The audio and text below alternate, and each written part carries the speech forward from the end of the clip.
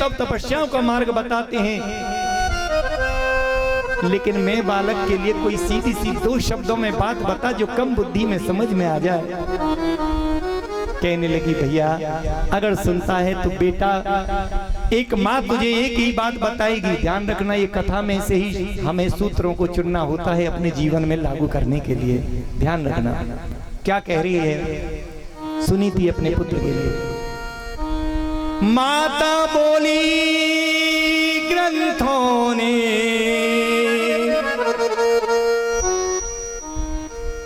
कितने ही मार्ग बताए हैं, माता बोली ग्रंथों ने तो और कितने ही मार्ग बताए हैं, लेकिन उनमें से केवल 2 और मेरे निचोड़ में आए हैं, केवल 2 मेरे निचोड़ में आए हैं। उन 2 मार्गों को, 2 बातों को पकड़ ले बेटा, तेरी माँ इतना जानती है, बस ज्यादा वेद शास्त्र पूरा भरने की जरूरत नहीं है भजन को, 2 बातों को पकड़ने की जरूरत है।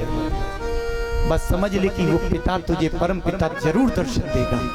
बता तो माँ वो कौन से हैं कि अगर तूने सारे ज्ञान पकड़ लिए और ये 2 बातें अगर रह गई तो वो थोता रह जाएगा तेरा मामला, और सब छोड़ देना, 2 बात पकड़ लेना, सारा ज्ञान तुझे अपने आप हो जाएगा। कौन सी माँ? पहले विश्वास सहित आशा, पक्का मान ले कि वो मिलेगा मिलेगा मिलेगा। ऐसा मत सोचना कि मैं तपस्या करूं कहीं ना मिले, पहले ये मान लेना कि वो परमात्मा है, भक्त वत्सल है और दर्शन देने आएगा। 101% मान के चलना। पहले विश्वास सहित आशा और दूसरे लगन उस स्वामी की, बस इन दोनों के अंतर से रास्ता है अंतर्यामी की, बस इन दोनों के अंदर से रास्ता है अंतर्यामी की, इन दोनों के अंदर से रास्ता है अंतर्यामी की। लेकिन माँ तूने कह दिया, मुझे विश्वास है माँ आएंगे ना प्रभु दर्शन देंगे। माँ तेरी चरणों के आशीर्वाद, मुझे आशीर्वाद दी अभी। बेटा जो जैसी लगन लगाते हैं,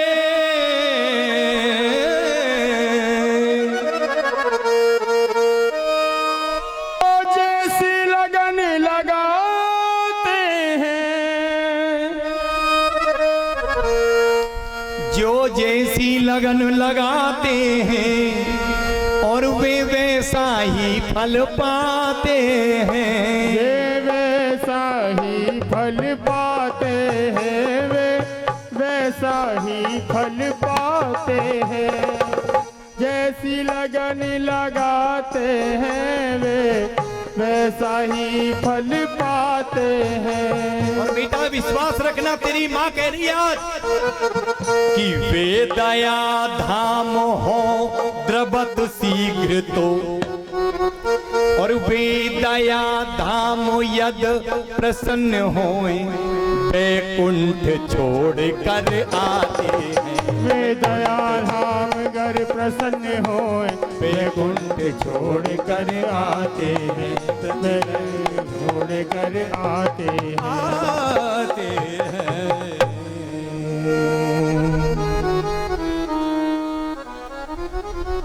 जाने लगे, चरणों छू करके मैया मुझे विदाई दे दे। अब माँ का ममता भाव जागा, कहने लगी बेटा तू तो सचमुच में चल दिया। बेटा नहीं नहीं नहीं, तू छोटा है, जंगल जाएगा कैसे बात बनेगी। नहीं मैया मुझे आज्ञा दे। नहीं बेटा मैं आज्ञा नहीं दूंगी, तुझे मेरी कसम है, तुझे आज्ञा दे। बेटा एक बात कहूँ, तुझे जाना है माँ, बेटा बड़ा हो जाएगा जब रहना, चल तुझे सुबह से कुछ नहीं खाया, चल मैं सुंदर सुंदर भोजन कराऊंगी, पकवान तो नहीं है फल खिलाऊंगी। मैया अभी जो अमृत की बातें कर रही थी, अब विषयों के विष में मुझे मत घोल, केवल वही अपने सार्थक बोल रहने दे माँ। मुझे तो बस अब आगे जाने दे। हरि लागे तो हे राम दुहाई, लागे तुहे राम दुहाई मैयारी मोहे दे दे विदाई। लागे तुहे राम दुहाई मैयारी मोहे दे दे विदाई। दे दे विदाई मोहे दे दे विदाई। दे दे विदाई मोहे दे दे विदाई। लागे तुहे राम दुहाई मैयारी मोहे दे दे विदाई। लागे तुहे राम दुहाई मैयारी मोहे दे दे विदाई। जग के झूठे रिश्ते नाते, जग के झूठे रिश्ते नाते, टूट ब्रह्म में जाई मैयारी मोहे दे दे विदाई। लागे मोहे राम दुहाई मैयारी मोहे दे दे विदाई। माँ कहने लगी बेटा मैं सो जाती हूँ, मेरी ममता तुझे विदाई देने को तैयार नहीं, लेकिन नहीं मानते हो, जिद करते हो, तो जब मैं सो जाऊं मुझे नींद आ जाए तो मेरे पीछे बेटा चले जाना। मौका देख करके ध्रुव जी निकल गए, जंगल में जा रहे हैं। देव ऋषि नारद जी आगे से आ रहे हैं। उन्होंने देखा अरे ये बालक जंगल में कहाँ जा रहा है। जैसे ही गए सामने नारद जी खड़े हो गए और ध्रुव से कहने लगे अरे बेटा। ध्रुव जी ने जाते ही एंट्री मारी और अंदर जाकर के नारद जी को जब देखा, बोले प्रणाम बाबा, बोले प्रणाम। बोले देख क्या रहे हो, मुझे गोदी में उठाओ। नारद बोले बड़ा चंचल बच्चा है, गोदी में उठाओ हमें। गोदी में उठा लिया। बोले माँ ने तो कहा था बड़ी मेहनत करनी पड़ेगी, बड़ा तप तपस्या करना पड़ेगा, लेकिन आप तो जंगल में आया और आपने दर्शन दे दिए। प्रभु धन्य हो, आप जैसा भगवान वास्तव में ही करना सुनते हैं आप। मैं अंदर आया, आपने गोद में मुझे उठा लिया। आप तो जगत के परम पिता हैं। नारायण नारायण नारायण, मैं जगत पिता नहीं हूँ भैया। बोले आप कौन है? बोले मैं नारद हूँ, नीचे उतारो। हमने सोचा भगवान जी ने सीधे ही दर्शन दे दिए बिना मेहनत के, बिना तपस्या के। बोले बेटा तुम कौन हो? बोले हम कोई भी है, नीचे उतारो। बोले लेकिन बाबा ये बताओ जा कहाँ रहे हो? बोले उन्हीं भगवान से मिलने जा रहे हैं, उनकी गोद में बैठेंगे। नारद जी कहने लगे धन्य है बाप, राजपाट में विषय भोगों में व्यस्त है, त्रस्त है, और होने वाला जो बेटा है वो तप करने जा रहा है। बड़ा धिक्कार है। बेटा मत जाओ। जाऊंगा मैं, कोई ना कोई शेर निवाला बना जाएगा, जंगली जानवर। बोले मेरी माँ ने कहा है कि परमात्मा सर्वत्र रहता है, सभी जगह रक्षा करता है। मुझे अपनी माँ के वचनों पे विश्वास है बाबा, अगर ऐसा ही मेरी नसीब में लिखा होगा तो खा जाएगा। लेकिन अब मैं भगवान को पाने जा रहा हूँ, पाके ही आऊंगा। आखिर में बड़ा क्रोध आया नारद जी को ध्रुव जी के पिता उत्तानपाद पर कि धन्य है ऐसा पुत्र, इसकी माँ, और एक उत्तानपाद जिसको अपने दूसरे पुत्र का बिल्कुल नहीं है ख्याल। लौट करके दरबार में जाकर के प्रकट हो गए, अरे राजन कुछ तो शर्म करो, तुम्हें पता है तुम्हारा प्रथम पत्नी सुनीति का पुत्र ध्रुव कहाँ है? राजन क्षमा करना, देवऋषि बताइए ना मुझसे क्या अपराध हुआ? अरे तुम्हें इस उम्र में तप करने जाना चाहिए, तुम्हारा 4 साल का 4.5 साल का बच्चा तप करने जा रहा है, तुम राज के विषय भोगों में आनंद ले रहे हो, अपनी उम्र का ख्याल नहीं, उस बेटे को रोकिए। ये मुझे अच्छा नहीं लगा। तुम्हारी दोनों पत्नियां हैं, दोनों पुत्र हैं, दोनों को राज आधा आधा बांट देते, दोनों सुख पूर्वक रहते। ये अन्याय के कारण तुमने दोनों को दुख दे रखा है। अपनी आंखें खोलो, मोह नींद से जागो। नारद की बात सुन करके बोले क्षमा करो, क्षमा करो, मैं नहीं, ये देखो ये नहीं समझ पाते। अरे तुम राजा हो, राजा होकर के न्याय तुम करोगे, प्रजा के साथ या दूसरे करेंगे, गलती तुम्हारी है। बोले कोई नहीं, अब मुझे क्षमा करो। सेनापति जल्दी जाओ, ध्रुव के संदेश पहुंचाओ कि लौट आओ वन से, मैं आधा राज्य देने को अभी तैयार हूं, अपनी माँ के साथ आराम से बसर करना। लेकिन सेनापति गए, जाकर के नारद जी भी जा रहे हैं, आवाज लगा रहे हैं, अरे बेटा ध्रुव लौट आओ। ध्रुव जी कह रहे हैं कौन? नहीं सुन रहे। सेनापति चलो ना, चलो। तुम्हारे पिता आधा राज्य देने को तैयार हैं, लौट चलो। नहीं सुन रहे। नारद ने कहा बेटा लौट जाओ, ध्यान दो। नारद ने कहा बेटा लौट जाओ, अब तो तुम्हारे पिता उत्तानपाद आधा राज्य देने को तैयार हैं। बोले अब नहीं लौटूंगा, अब तो बाबा बिल्कुल नहीं लौटने वाला। क्यों बेटा? देखा अभी तो भगवान मिले नहीं है, केवल भगवान के मार्ग पर मैं चला ही हूं कि आधा राज्य भी मेरे पास आने लगा ना। ये माया के चक्कर में मैं नहीं पड़ूंगा, क्योंकि मेरी माँ ने बताया भगवान स्वयं भक्त के बस में आने को जल्दी नहीं होते। मंदिर में जाओ, भगवान बुलावे तो तुरंत एक बार में कह देते हैं हाँ भैया आओ, भगवान मुझे गाड़ी दो, बंगला दो, सोना दो, चांदी दो, पीतल दो, संतान दो, जो भी चाहिए वो ले जाओ। भगवान दे देते हैं, ले जा भैया छुटकारा पा। क्यों कि भगवान से अगर उनकी भक्ति मांगी तो बड़ा समस्या खड़ी होगी, क्योंकि भक्त के तो फिर पीछे पीछे भगवान को भागना पड़ेगा, उस पर ध्यान उन्हें देना पड़ेगा। और सच्चा भक्त भगवान से, भगवान को ही यदि मांग ले तो धन मांगने की आवश्यकता क्या है। पर आज का मायावी भक्त तो धन को जकड़े धनी को भूला, धन को तो पकड़ता है मगर धन के स्वामी को भूल जाता है। आय हाय। आज ध्रुव जी ने मना कर दिया, ठुकरा दिया राज्य को। बोले अब नहीं, अब तो त्रिलोकी राज के मालिक के पास हम जाएंगे। पहुंच गए महाराज। आगे बढ़ते जाते नारद कहने लगे बेटा सुनो, हमारी दूसरी परीक्षा में भी आप पास हो गए। परीक्षा यह है कि एक भक्त जब भगवान की भक्ति में चलता है तो वो उसके अंदर लालच नाम का कहीं पर भी वृत्ति दिखाई न दे।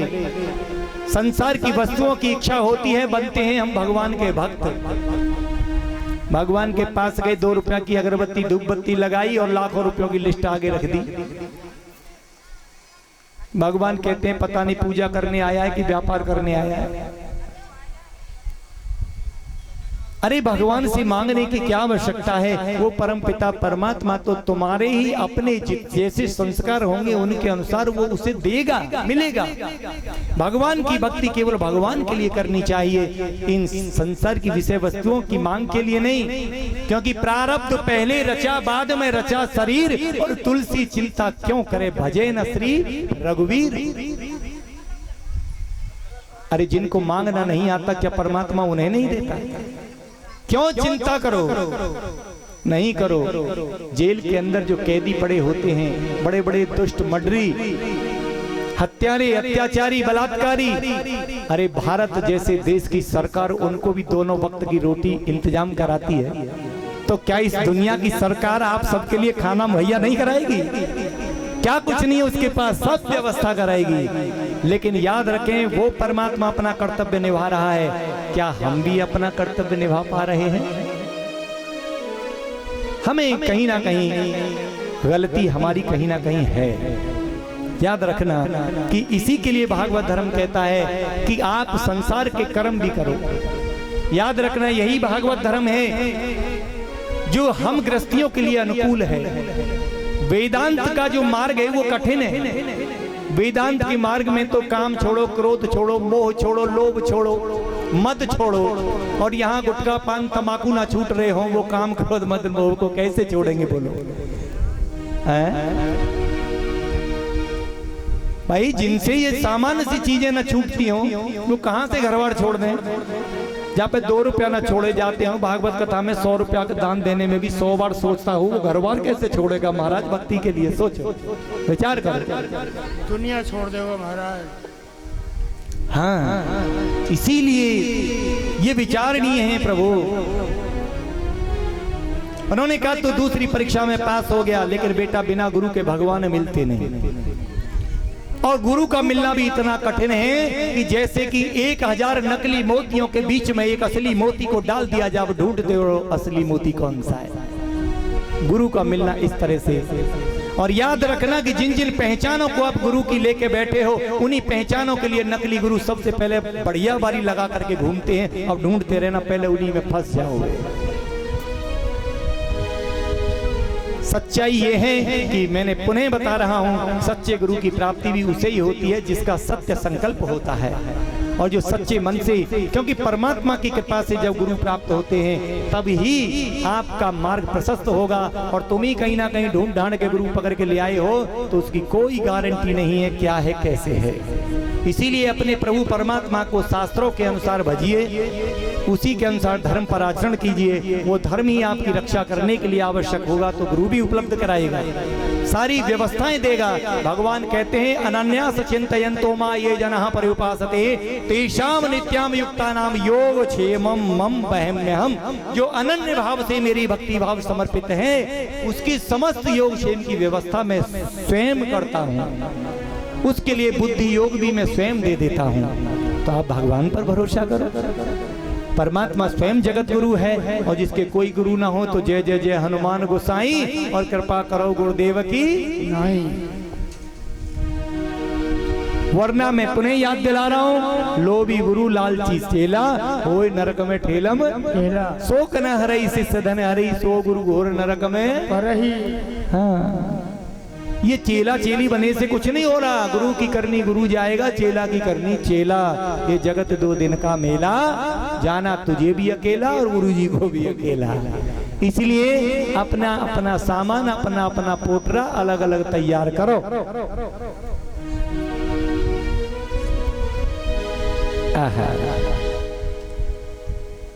महाराज आज ध्रुव जी को मंत्र दे दिया, ओम नमो भगवते वासुदेवाय, 12 मंत्र अक्षर दिया। उन्होंने कहा बिना गुरु के ज्ञान नहीं। कहने लगे महाराज हम कहाँ ढूंढ जाएं, हम तो तुम्हें गुरु मनाए रहे आटे। तो नारद जी बोले ठीक है, चरण छूने पड़ेंगे, छूरा के सर झुकाना पड़ेगा, झुक रहा है। गुरु का नाम खराब नहीं करा जाएगा, नहीं करेंगे। जैसे हम कहेंगे वैसे चलोगे, बिल्कुल चलेंगे। और हम अगर गलत चले जाएं तो तुम गलत नहीं चलोगे, बिल्कुल नहीं चलेंगे। क्योंकि जो शास्त्र के अनुरूप मार्ग बताया जाए उसका पालन करो, लेकिन शास्त्र के विरुद्ध हो तो मत पालन करो। ठीक है, 12 मंत्र अक्षर दिया। आज ध्रुव जी ने महाराज पहले दिन इतनी कठिन तपस्या की, एक समय का भोजन छोड़ा, फिर दोनों समय का भोजन छोड़ा प्रभु, और उसके बाद में 2-2 दिन में खाने लगे। फिर 1 महीना और किया, 3-3 दिन में, 1-1 हफ्ते में, 9-9 दिन में 1-1 बेर 1-1 फल खा करके तब तपस्या करने लगे। अब तो एक पैर से खड़े हो गए, पैर से भी खड़े होकर इतना कठिन कर दिया, अपने पैर के अंगूठे पे खड़े हो गए। ऐसा तप किया महाराज कि 6 महीने के अंदर अपनी समाधि लगा बैठे, और वो समाधि परमात्मा में अपनी आत्मा का एक ऐसा संयोग बन गया, एक लेवल पर जाकर पहुंच गए कि सभी देवी देवताओं के सिंहासन हिल उठे, दम घुटने लगे। तभी घबराए, सब भगवान के पास पधारे, कहने लगे प्रभु रक्षाम त्राहिमाम त्राहिमाम, रक्षा करो प्रभु रक्षा करो। क्या प्रलय का समय तो अभी नहीं है, ये सब के दम क्यों घुटते दिखाई दे रहे हैं। भगवान ने ध्यान लगा के कहता, बोले चिंता मत करो, मेरा एक बाल भक्त है, ऐसी उसकी अविरल भक्ति बनी है कि 6 महीने में ही बड़े बड़े संत साधु ऋषियों जैसी समाधि लग गई है। चलो चिंता मत करो, मैं अभी जाता हूँ, जाके दर्शन देता हूँ, समाधि खोलता हूँ, समस्या को हटाता हूँ। देवता सब गगन मार्ग में खड़े देख रहे हैं। भगवान गए, जा करके समाधि में बैठे हैं। सभी देवता बोले कमाल है, अभी आंख बंद किए बैठा है। भगवान भी आज जाकर के देख रहे हैं अपनी करुण दृष्टि से। बोले कितनी देर हो गई मुझे खड़े खड़े, आंख नहीं खोल रहा है। अरे भाई आंख खोले तो, ओह इसलिए नहीं खोल रहा क्योंकि मेरी अंदर जो झांकी प्रकट हो रही है, भगवान ने अंदर वाली अपनी झांकी को अप्रकट किया जो निराकार स्वरूप में थी, और एक ठोकर हल्की सी जमीन पर लगाई, धक्का दिया, धड़ाक से आंख खुल गई ध्रुव जी की। बालक ने जैसे ही देखा, जो दृश्य अंदर देख रहे थे वो ही साक्षात अपने सामने गगन में प्रकट होते हुए चतुर्भुजधारी शंख चक्र कमल गदा पद्यमाला लिए हुए मनमोहक मुस्कान के साथ भगवान आज ध्रुव की तरफ मुस्कुराए। छोटे से बाल अबोध सरल स्वभाव में ध्रुव जी भी भगवान की मुस्कुराहट को देख करके स्वयं मुस्कुराने लगे। भगवान शांत हो गए, गंभीर हो गए, ये भक्त कैसा है मुस्कुराता है। भगवान गंभीर हुए तो ध्रुव जी भी गंभीर हो गए।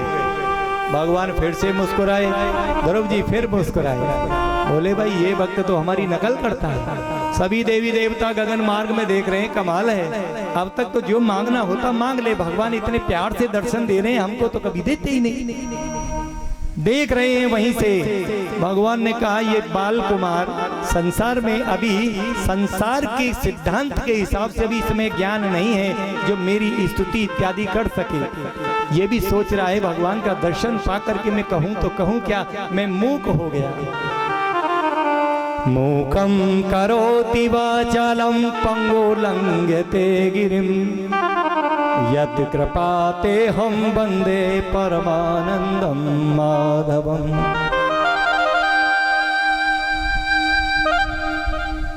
मीरा कोई पढ़ी लिखी थोड़ी थी, भगवत कृपा हुई तो आज उसके एक एक पद पर लोग पीएचडी कर रहे हैं। संत कबीर कोई ज्यादा पढ़े लिखे थोड़ी थे, मसी कागज छुयो नहीं कलम गही नहीं हाथ, लेकिन भगवत कृपा हुई, उन पर अनुभव हुआ, आत्म साक्षात्कार हो गया, तो आज महाराज उनको पढ़ा जाता है। सदगुरु हम सूरीज कर एक कहा प्रसंग,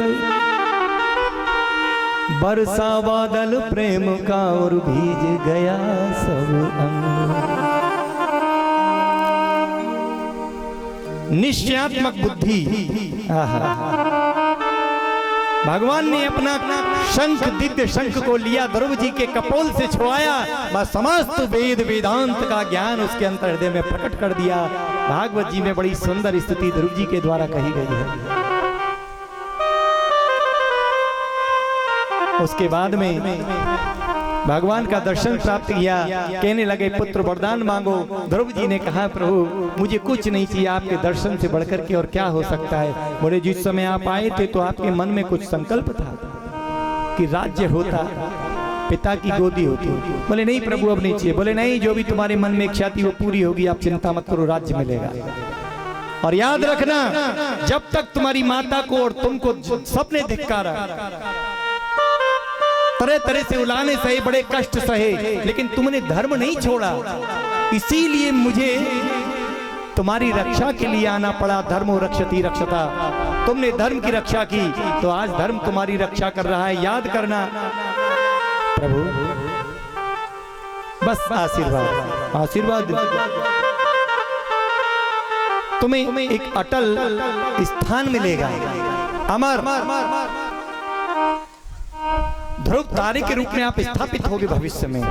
देखिए भगवत कृपा का प्रताप। और याद रखना कि अब हमारी दृष्टि आप पर करुणा की हो गई है, तो ये संसार समस्त रूप से आप पर करुणा बरसाने जा पर कृपा राम की होई, जा पर कृपा राम की होई, जा पर कृपा राम की होई, जा पर कृपा राम की होई, ता पर कृपा करे सब कोई, ता पर कृपा करे सब कोई।